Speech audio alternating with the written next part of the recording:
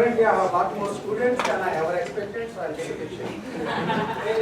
So there is this automated attendance thing that gets done. There are 3 people, but there will still be 95 in the attendance rate.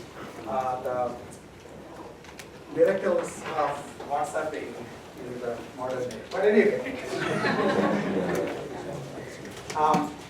So first things first, so we're going to have, is this lighting okay? Okay.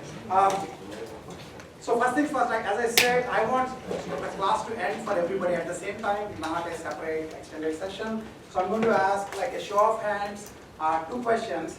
How many people have a hard deadline that stops them, that because of which they can't stay here until 3:15? Raise your hand.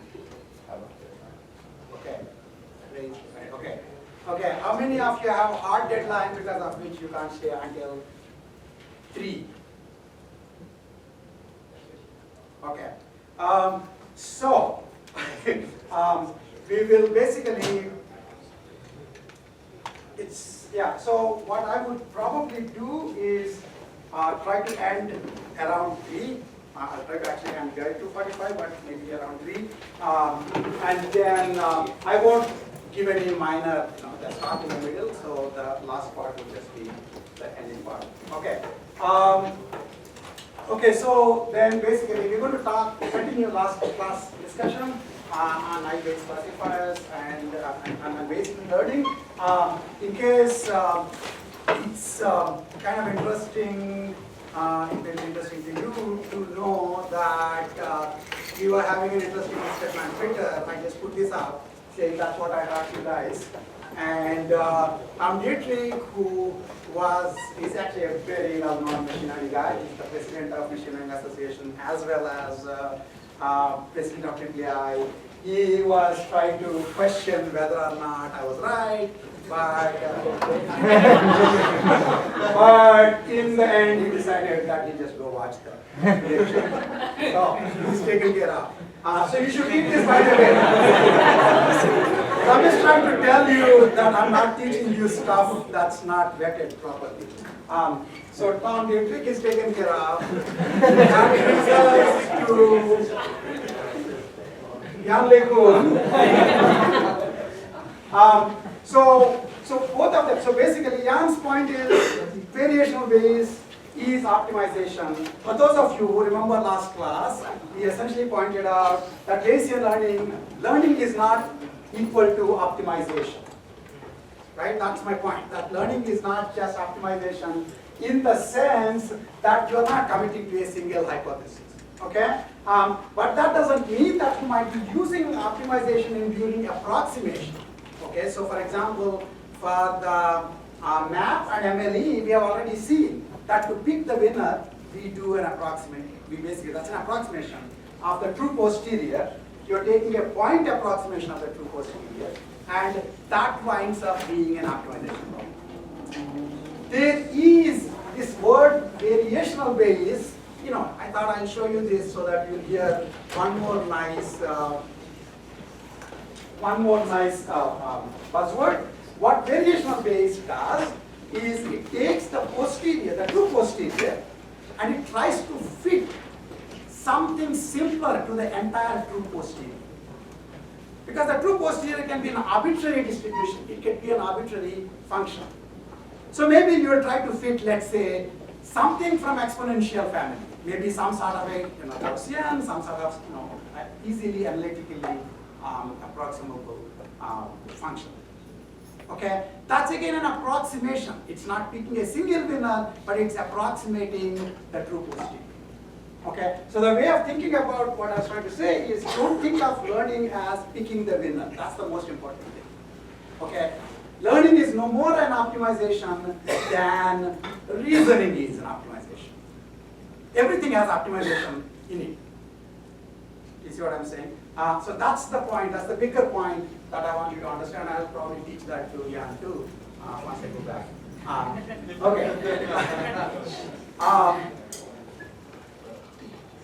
Okay, so that's that.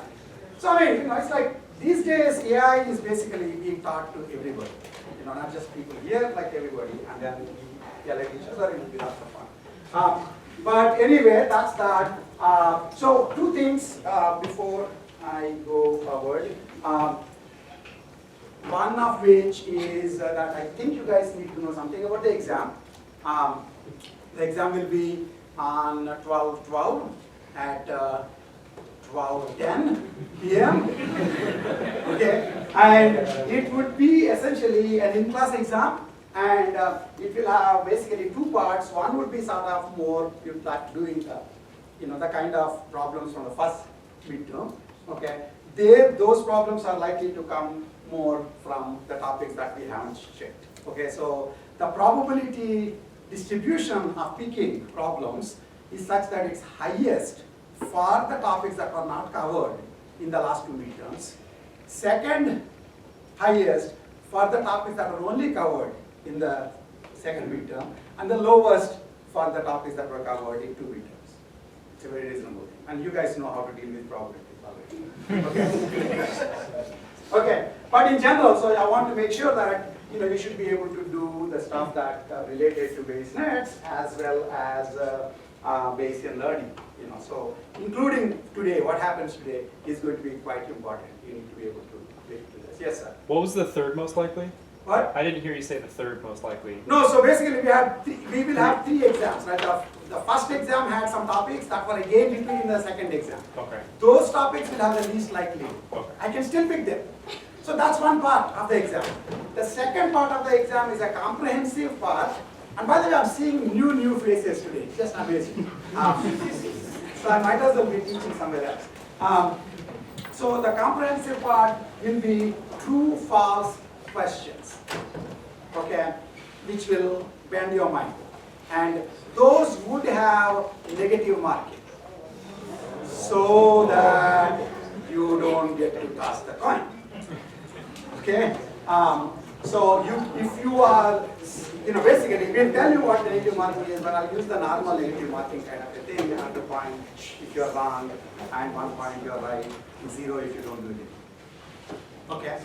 So if you're right, if you're completely confident that, because I don't want people to flip and hope for the best. Okay? That's basically what's going to happen. Of course, the better idea would be for you to write the justifications, but you'll die. And we will die in trying to read your justifications. Yes, sir? No. If there is justifications, then there won't be negative marking. Because justification will be enough negative marking. It's like you ask people why they did it, you always wish you didn't ask. So that's basically the deal. Fine? Okay? And the first part, basically, if you have been, you don't need to prepare for the true false per se specifically. If you understood what's going on in the entire semester. I don't expect 100% transfer, but 98% transfer of information is fine completely, and then you will still do fine. Okay? So that's the basic thing about it. Any questions? Okay, so as I said, I will do some of the continuation of last class about Bayes net parameters learning, as well as topology learning, as well as, depending on the time, how to deal with Bayes nets with incomplete data. All of which are exciting, very nice topics.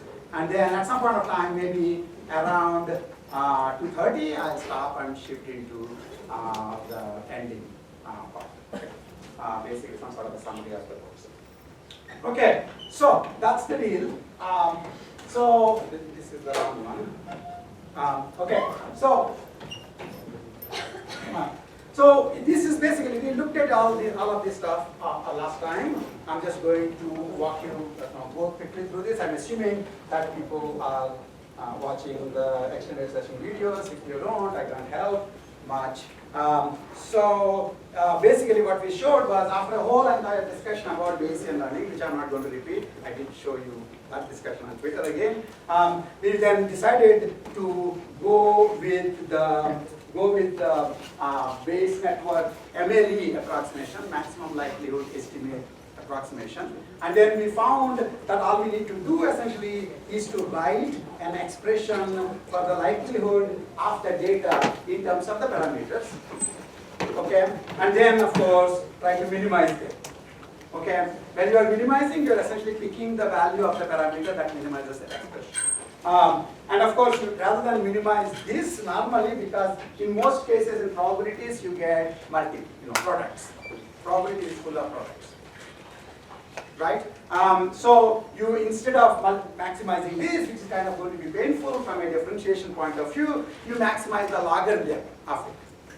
And that will convert all the multiplications into additions. And once it becomes additions, then you can take the differential gradient and equate it to 0. So you're trying to find the place where gradient becomes 0.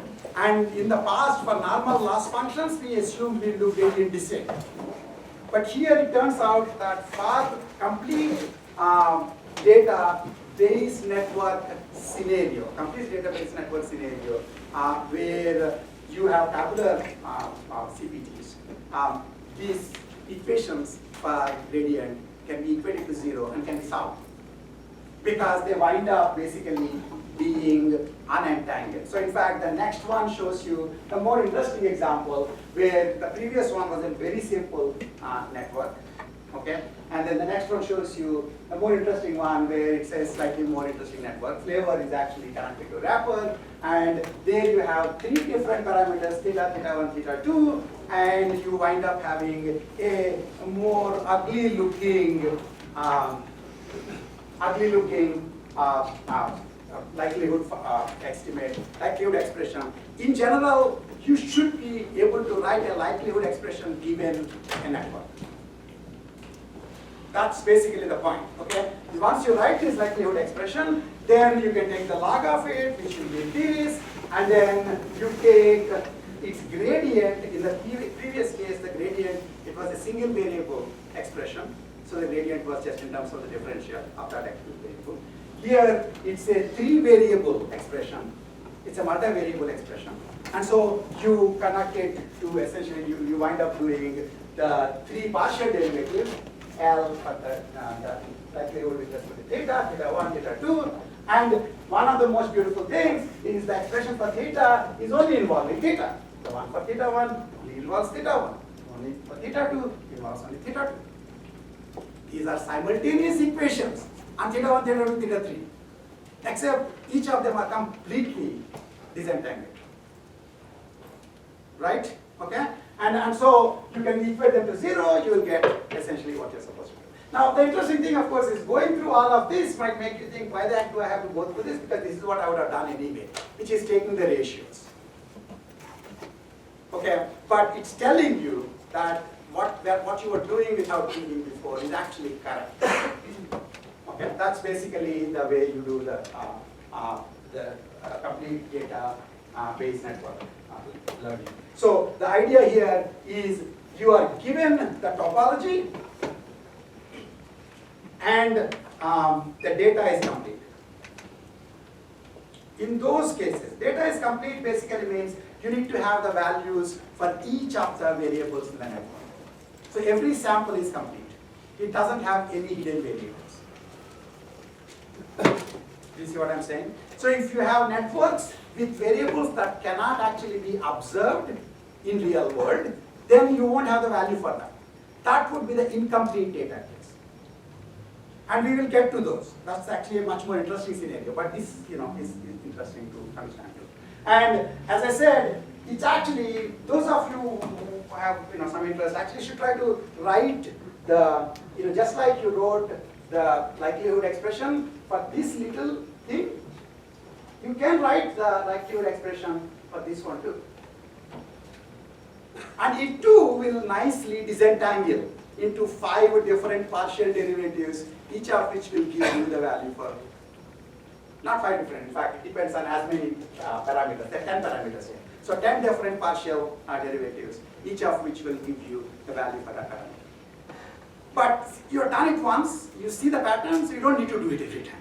Okay? When you look at something like this, and if I give you data like this is basically the samples, then suppose I wanted to compute some arbitrary probability in the CPT table, J given A, because J will, in the CPT, I need to know what's the probability that J will be true given that A is true.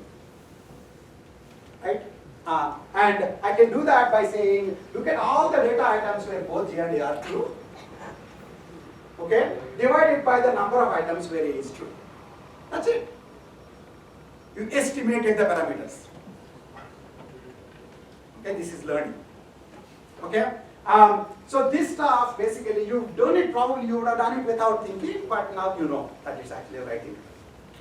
Okay? So this is actually telling you the steps in maximum likelihood estimation based learning. In essence, you write down the expression for the likelihood, then you write the derivative of the log likelihood with respect to each of the parameter, then find the parameter values such that the derivatives are 0.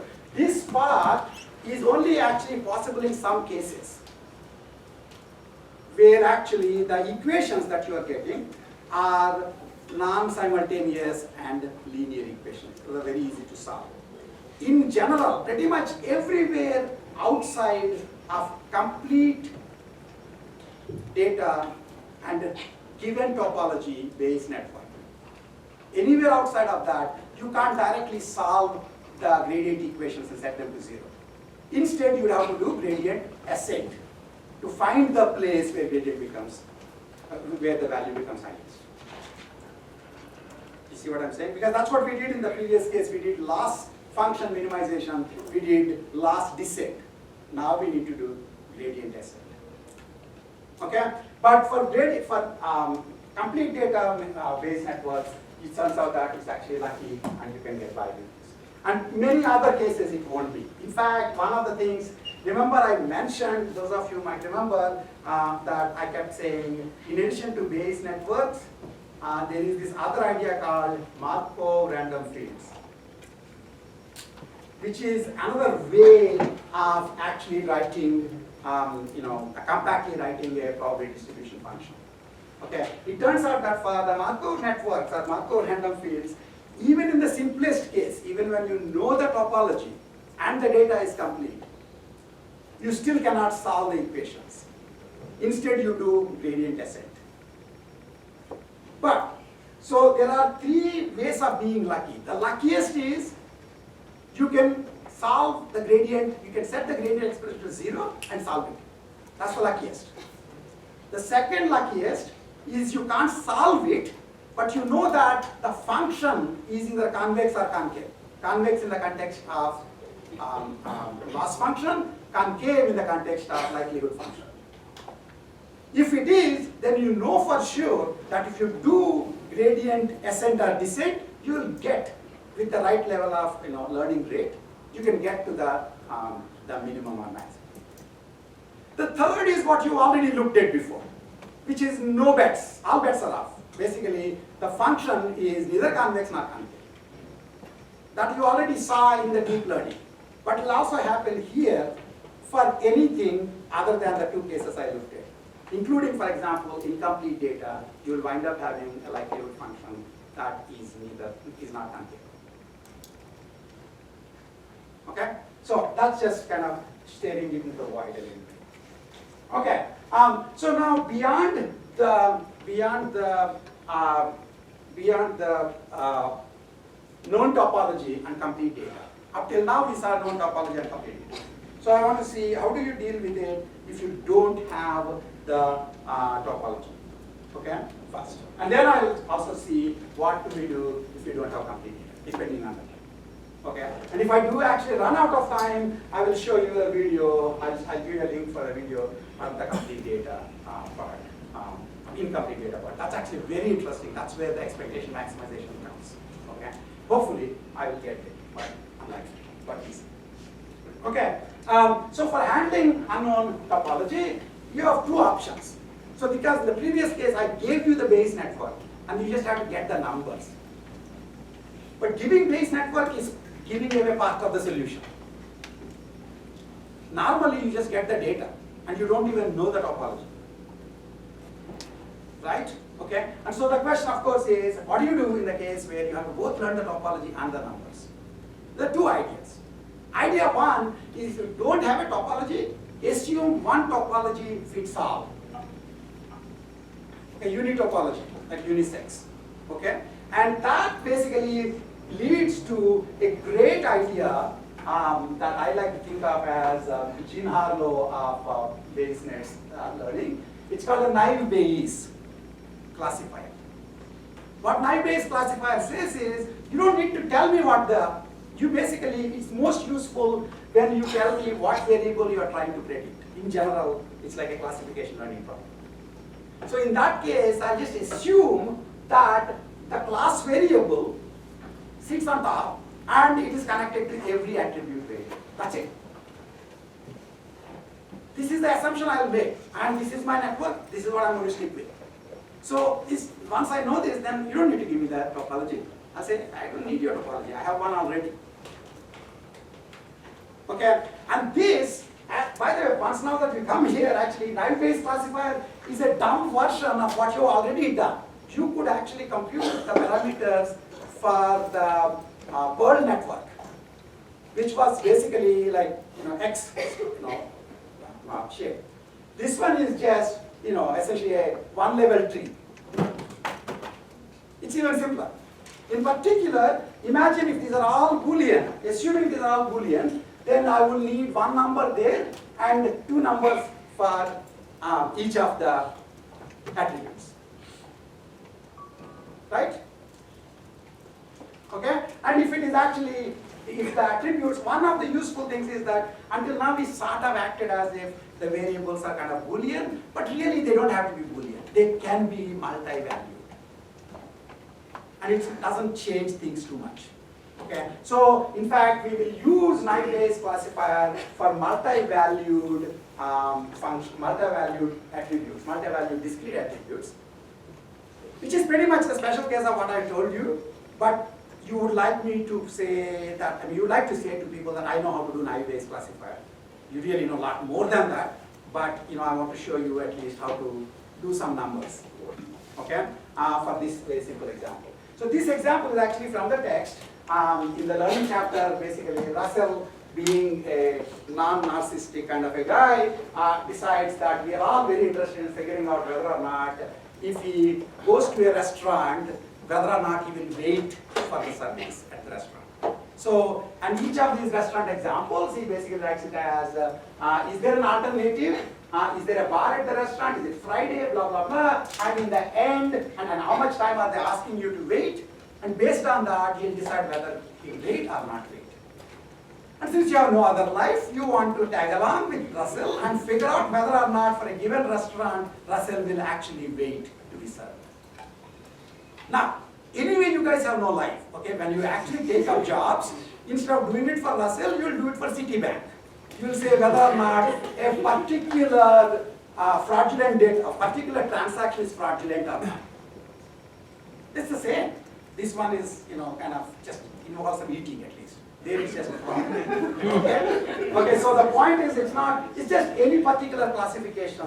And I just use this because this was, in fact, he makes a big deal about it in the textbook, and all the learning algorithms are actually described in terms of this example. So we'll use that. Okay, so then basically, so the question of course is, you know what to do. You already know what to do. Essentially, all of these need numbers. For each of those numbers, you know what to do. Basically, for example, if I want will weight equal to yes, probability of will weight equal to yes. First of all, you do realize that once I give this, the class variable is will weight. So then I'll put class variable on the top. I'll put all the other columns in the bottom. I'll put a link from each of the class variable to each of the columns. That's my network. At this point, once I give you the topology of the network, you know what numbers you need to specify the network. Right? And the numbers you need is for P will weight, for will weight, you need the prior on will weight. What's the probability that you will weight? Not knowing if there's nothing else given.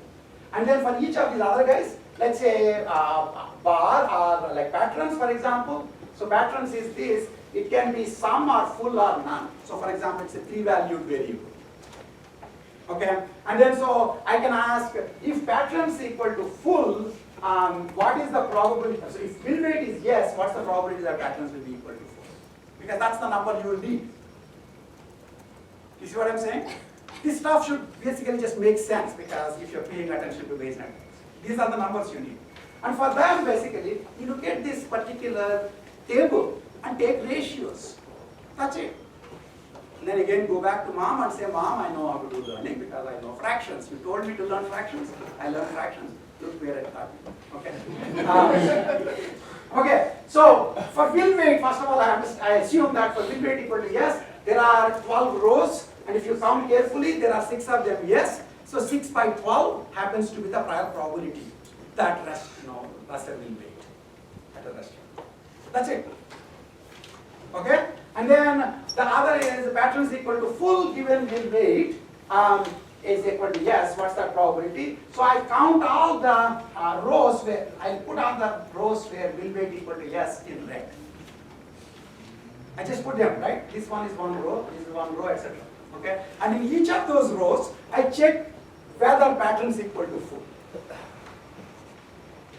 And it turns out the number of rows where will weight is equal to yes is 6, not surprisingly. That's what you counted earlier. Of those 6 rows, 2 of them patterns are equal to 4.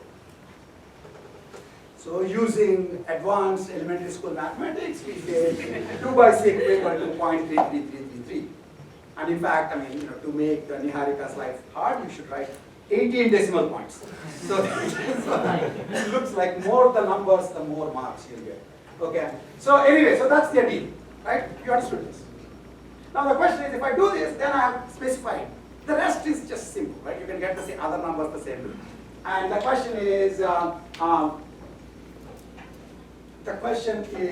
so for example, this you can also show to yourself that pattern equal to full given will weight equal to no is 0.666.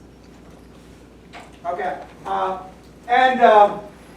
The other question, of course, is once I have this network, what do I use this network for? I'll predict using this network. I'll predict using this network. Okay. So in particular, suppose I just got a restaurant. One of the beautiful things about this actually is if I give an entire, what it's trying to do is that if I give the entire example, it will tell me what the label is. You see what I'm saying? Okay? And the way it basically does it is, so if I, for example, I'm saying P vector now, will weight equal to yes, and I said in my example, all I know till now is actually pattern is equal to 4. That using Bayes rule, pattern is equal to full given will weight times will weight equal to yes, divided by pattern is equal to 4. And you all know that we never like the denominators, we put a k, I put an alpha. Okay? And then basically compute will weight equal to yes for this and will weight equal to no for, and then those numbers have to add up to 1, and so you know what the problem is. Okay? The other interesting thing is what happens, in fact, if I have the full example. So this actually showed that I only gave you the part of the example. I just told you pattern is equal to full and you're already able to jump and tell me what is the probability. So as the description of the data is coming piece by piece, you can start making your probability predictions. That's a beautiful thing about this particular method. Okay, but of course you're mostly interested in thinking that if I give one of these fully formed actual rows, what will I do then? So that would be saying, what would be the probability of weight equal to yes when alternative is, there is no alternative, bar is closed, Friday is yes, blah blah blah, all of them. Right? If you use that, so in that particular case, it would look like you're asking P will weight equal to yes, given A, B, C, D, etc. Basically, each of them is a particular attributes value. That will become P, A, B, C, D, given will weight equal to yes in the other side.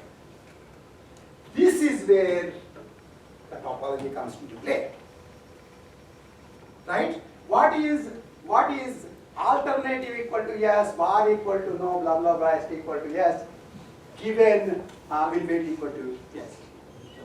That would be all of these guys' values are conditionally independent of each other given the parent's value. So the joint probability is just multiplication of the values. You see what I'm saying? So the independence assumption suddenly helps you compute this joint probability. That's the reason you made this independence assumption. It's not because you believe that the independence assumption holds, it just makes your life simple. Do you guys get this? Okay? So that's basically naive-Bayes classifier.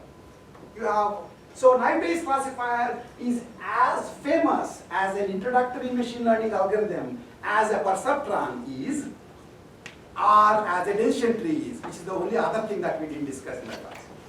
Give me a half a class, I can discuss that too. But we have had enough time limitations. Okay, so there is naive-Bayes classifier. As I mentioned last class, for a long time actually, until around 2006, Google's entire machine learning was use naive-Bayes classifier. So it's not a dumb idea at all. It actually works quite well. There are people writing papers who then basically say, we have this great thing, and then they will actually try to compare it to naive-Bayes, and they'll be worse than naive-Bayes. You see what I'm saying? It's a surprisingly good algorithm, which actually makes you wonder why the heck does it work?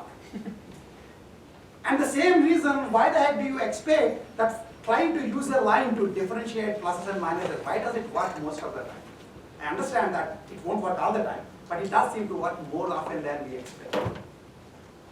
Okay, and we'll talk a little bit about that in a bit. But before we go forward, this is almost the naive-Bayes classifier. This is one little simple thing. Imagine if one of these probabilities happens to have a 0 on the numerator. Right? I don't know whether any one of them is like, in the sense that you're trying to compute one of these conditional probabilities, and because the number of examples you have are small, it may not have happened that particular thing may not have happened. You see what I'm saying? It could be a rare attribute, a rare symptom. So in the examples that you have, that symptom didn't actually occur. Okay? So based on your idea, you will put equal to 0 for that conditional probability. If you do that, then essentially you are making an assumption that will haunt you forever. Because 0 is forever in probability. Remember the joke I said that Hinton told Radford Neal, that I didn't hear you say that Bayesian learning is not everything, because my prior for you saying that is 0.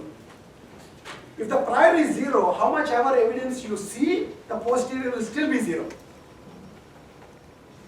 Do you understand what I'm saying? By the way, here's a beautiful way, I was telling this to the end of the class to some people. It's a beautiful way of thinking about what does it mean? What does it mean to have an open mind? An open mind is not an empty mind. Although politicians seem to think open mind is an empty mind. An open mind is being open to change your mind when presented evidence.